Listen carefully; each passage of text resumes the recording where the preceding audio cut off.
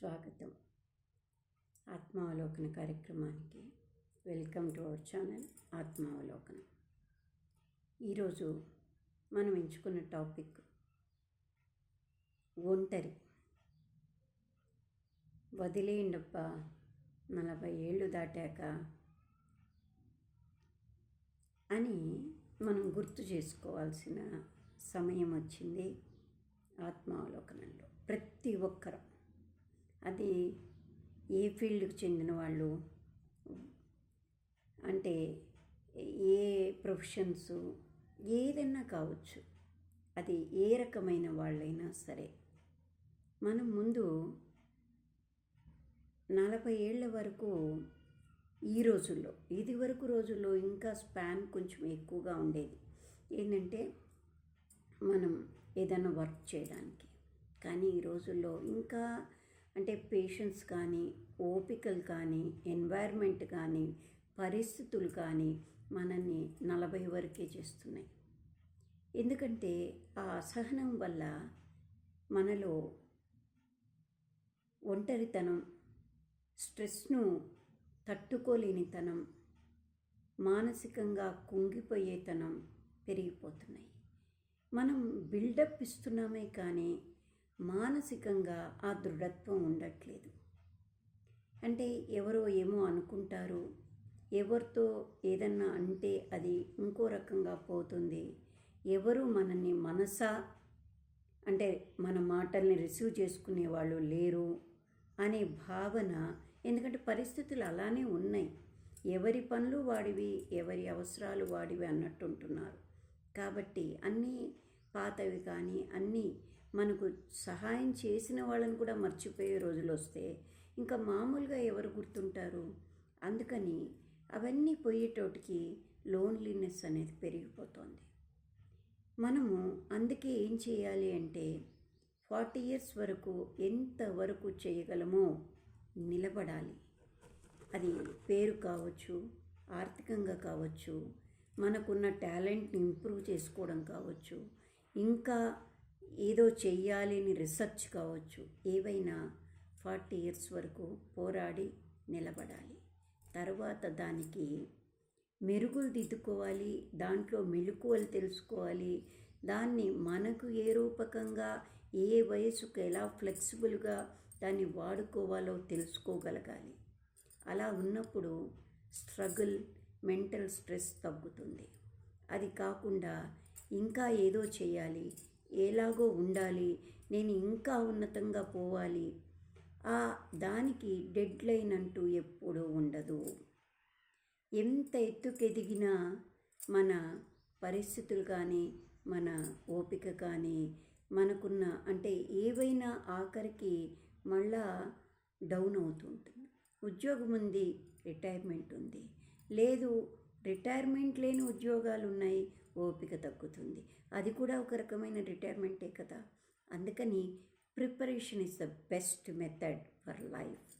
ఏదంటే ముందే mentally prepared అయి ఉండాలి. ఎవరమైనా సరే ఏమంటారు?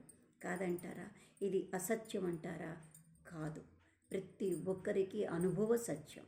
ఎందుకంటే ఆ ఏజ్ వచ్చాక మనం మార్పు అనేది సహజ లక్షణం.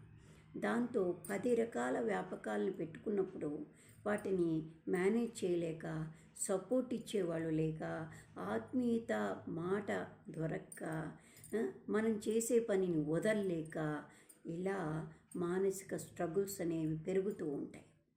అవి కాకుండా మనం ఒకటి పెట్టుకున్నా, ఏది పెట్టుకున్నా ముందు నుంచి వచ్చిన దానికి మనం దాంట్లో మార్పులు చేర్పులు చేసుకొని ఫ్లెక్సిబుల్గా మనం చేయగలిగినట్టు దాన్ని మార్చుకుంటూ దాన్ని వదలకుండా నడుపుకోగలిగితే ఎప్పుడు ఒకే లెవెల్లో ఉండగలుగుతాం. అందుకే ఎప్పుడు కూడా మనం చేసే ఎక్కువ స్ట్రగుల్ ఉన్న ఉద్యోగులు సైడ్న ఏదన్నా ఇంకొక రకమైనది పెట్టుకోగలిగితే, అది మనం ఇది చేయలేనప్పుడు కొంచెం డైవర్షన్ ప్లస్ మెంటల్ పీసు, వర్క్, మరి ఏమీ లేదు ఖాళీగా ఉన్నాను అనే భావన లేకుండా మనకు మనం అనేవాళ్ళు 100 రకాలుగా అంటారు. ఎదిగినప్పుడు చూస్తూ ఉంటారు, ఎదిగినప్పుడు అప్రిషియేట్ చేయలేరు. ప్లస్ అది లేనప్పుడు దాన్ని కూడా ఓదార్పుగా మంచి మాటతో వాళ్ళను బాధ నుంచి పక్కకు తప్పించలేరు. కాబట్టి లైఫ్ కోచ్ అనేవాళ్ళు చాలామంది ఈ రోజుల్లో ఉన్నారు. కానీ మనలో ఉన్న లైఫ్ కోచ్ని మేల్కొల్పాలి. అది ఏంటి అంటే మన ఆలోచన.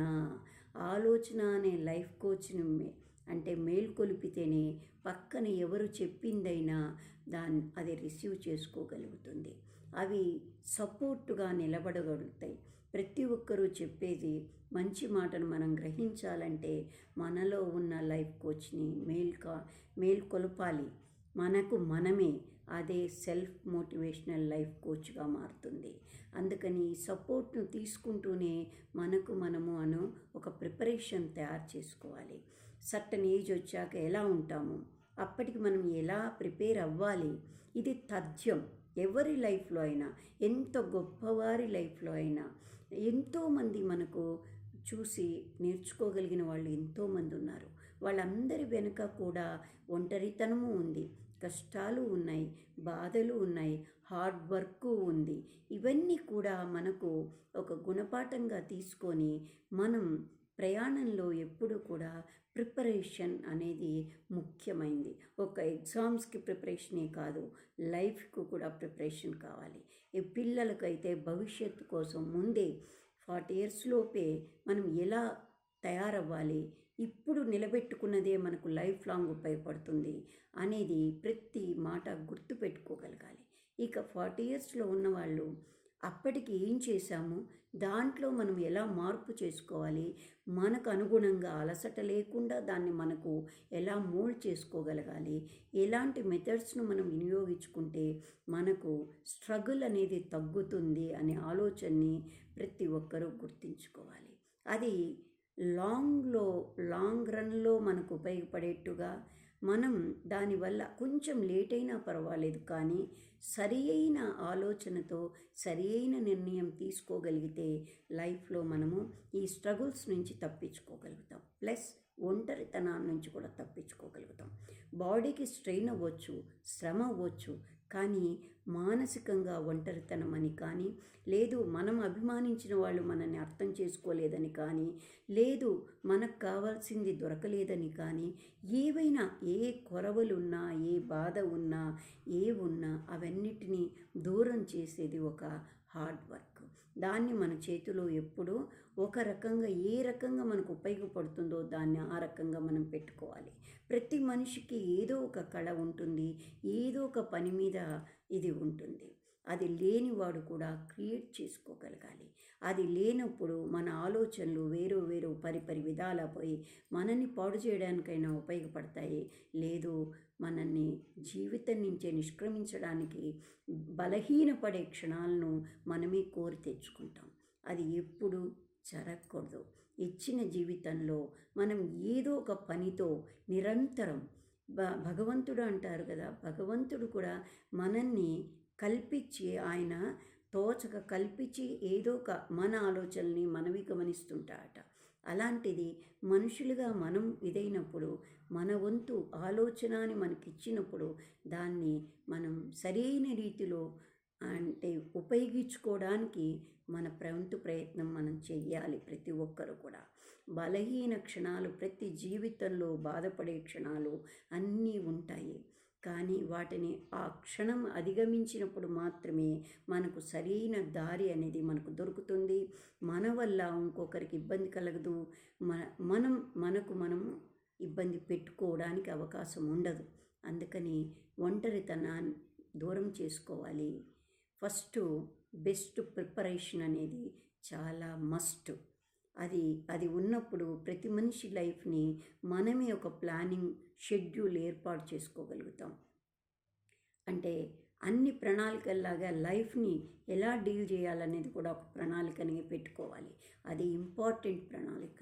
ఏంటంటే ఆఫ్టర్ 40 years తర్వాత ఈ రోజుల్లో, ఇదివరకు రోజుల్లో వాళ్ళకు కొంత ఎక్కువ తెలియకుండానే పరిస్థితుల వల్ల కానీ, అంటే అంత ఉమ్మడి కుటుంబాలు ఉండేవి కాబట్టి ఒకరు బాధను ఒకరు షేర్ చేసుకోవడానికి అవకాశాలు ఎక్కువగా ఉంటుండేవి. అందుకని ఒకరు ఇబ్బంది పడ్డ రోజు ఇంకొకరు వాళ్ళను సపోర్ట్ చేసేవాళ్ళు. అలా అఫెక్షన్లు కూడా ఎక్కువగా ఉండేవి. ఇప్పుడు ఇండివిడ్యువాలిటీస్ అనే పేరుతో అందరూ ఎవరికి వాళ్ళు విడిగా ఉండడానికి అలవాటు పడిపోతున్నారు. కానీ అది మంచిది కాదు. అయినా కాకపోయినా ఈ రోజుల్లో జరుగుతున్నాయి. దానివల్ల దెబ్బతింటూనే ఉన్నారు ప్రతి మనిషి. వాళ్ళకు వచ్చినప్పుడు ఆ ప్రాబ్లం అనేది వాళ్ళ వరకు వచ్చినప్పుడు దాన్ని ఫేస్ చేస్తూ ఉన్నారు. అందుకని ప్రతి ఒక్కరూ ముందు mental preparation is the best method for life అనేది గుర్తుపెట్టుకోవాలి. మన ఒంటరితనాన్ని దూరం చేసుకోవడానికి మనకున్న ఆ 40 ఇయర్స్ లోపల ఏదైతే మనం స్టబర్న్గా నిలబెట్టుకున్నామో, మనకి ఏ ఆప్షన్ ఉందో దాంట్లో అంటే మలుపు తిప్పుకుంటూ మనకు తగ్గట్టుగా దాన్ని మోల్డ్ చేసుకుంటూ మనకు ఒక యావికేషన్ని ఒక అంటే ఎప్పుడు పని అనేది ఉండేట్టు చేసుకుంటే ఈ ఆలోచనల నుంచి దూరం అవుతుంది. ఒంటరిగా ఉన్నాము అన్నప్పుడు నీతో నువ్వు మాట్లాడుకో, నువ్వేంటో నువ్వు తెలుసుకో. నీ ఆలోచన నీలోకి నువ్వు పోయి ఆలోచిస్తే నేనేంటి అనేది నీకు అర్థమవుతుంది. అది కాకుండా ఆ డిప్రెషన్కే మనము లొంగాము అంటే ఆ బలహీనత మనల్ని కబళిస్తుంది. కాబట్టి దాని నుంచి తప్పకుండా ప్రతి ఒక్కరము ఈ రోజుల్లో ఎక్కువగా ఆలోచించుకోవాల్సిన అవసరం ఉంది. కాబట్టి తప్పకుండా ఆత్మావలోకనంలో ప్రతి ఒక్కరం గుర్తు చేసుకుందాం. అంటే మనం బాగుంటూ ఇంకెవరన్నా ఇబ్బందిలో ఉండి డిప్రెస్లో ఉన్నప్పుడు దాన్ని తేలిగ్గా తీసుకొని దాన్ని క్యాజువల్గా కొట్టిపారేయకుండా నిజమైన బాధలో ఉన్నప్పుడు ఒక్క క్షణం వాళ్ళకు చేయూతగా నిలబడడం అనేది మానవత్వం. అది ఖచ్చితంగా ఉండాలి. ఉంటేనే ఒకరినొకరు ఎంత మనకొద్దు మనమే చేసుకుంటాం మనమే ఉంటాం అనుకున్న ఏ మనిషికైనా ఇంకొక మనిషి మాట మంచి చేయూత అనేది అవసరపడుతూ ఉంటుంది. కాబట్టి దాన్ని ఎప్పుడు గుర్తుంచుకోవాలి. మనం ఆర్థికంగా సాయం చేయలేకపోవచ్చు, వేరే రకంగా చేయలేకపోవచ్చు, కానీ మోరల్ సపోర్ట్ అనేది ఖచ్చితంగా మనిషికి హ్యూమన్ బీయింగ్గా పుట్టినందుకు తప్పకుండా ఇవ్వాలి. అందుకని అది గుర్తు చేసుకుంటూ మనము సమాజంలో ఒక మంచి వ్యక్తిగా మన ప్రయాణం సాగించాలి. మనం బాగుంటూ ఇంకొకరు ఎవరైనా బాధలో ఉన్నప్పుడు ఏమీ కాదు, నీకు మేమున్నాము అనే ధైర్యాన్ని ఒకరికి ఒకరు ఇచ్చుకుంటూ ప్రయాణం సాగించగలిగితే ఈ ఒంటరితనానికి మన వరకు రాదు. ఒకవేళ ఎవరు ఇవ్వలేదు అంటే ఇందాక మనం అనుకున్నట్టు మనకు మన సెల్ఫ్ లోపలే ఒక వ్యక్తి ఉన్నారు. మనల్ని మనం గుర్తించుకుందాం. మనం కరెక్టా రాంగా అనేది అంతర్శుద్ధి అంటాం కదా, అంతర్మదనం. ఆ మనసులోకి పోయి మనం ఎప్పుడైతే ఆ ఆలోచన అనేది చేస్తామో తప్పకుండా ఆ ఆలోచనే మనల్ని మంచి మార్గంలోకి తీసుకెళ్ళిపోతుంది. కాబట్టి దాన్ని గుర్తు చేసుకుంటూ ఆత్మావలోకంలో అందరితో మనం ఒక మంచి మాటను షేర్ చేసుకున్నాం. మీరు ఇది కరెక్టు అనుకుంటే ఒక లైక్ చేయండి, సబ్స్క్రైబ్ చేయండి. మీకు ఏదన్నా అభిప్రాయం అనిపిస్తే కామెంట్ బాక్స్లో చెప్పండి. దానికి నా సమాధానం కూడా నాకు అనిపించింది మీతో షేర్ చేసుకుంటాను. Thank you.